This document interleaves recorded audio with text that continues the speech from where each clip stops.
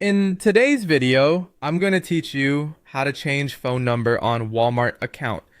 We'll go step by step from signing in to verifying your new number with clear explanations so you can follow along confidently. You'll just need access to your Walmart account and the phone that will receive the verification code. Start by opening your preferred web browser and searching for Walmart.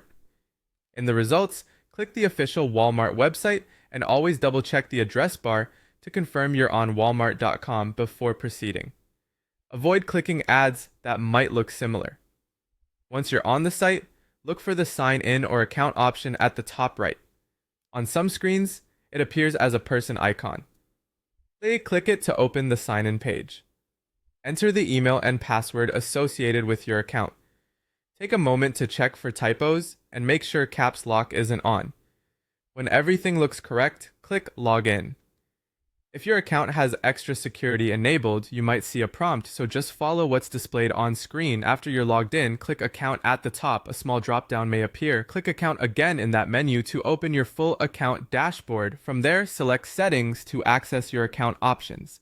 If you see a Home tab within Settings, click Home to make sure you're on the main settings page before making changes.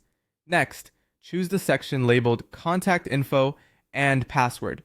Depending on layout updates, this area can also be grouped under Login or Security Details. Here, locate the phone number field and click Edit. Type in your new mobile number, including the area code. Enter digits only if the field prefers that format, and make sure it's a number that can receive text messages. Click Continue to proceed. For security, Walmart will send a verification code to the number you just entered. Keep your phone nearby and watch for the text. When the code arrives, enter it exactly as shown. If you don't receive it within a couple of minutes, verify that your signal is strong, check that you entered the correct number, and then request a new code if prompted. Don't share verification codes with anyone, and use the most recent code since older ones can expire. Once the code is accepted, your new phone number is saved to your account.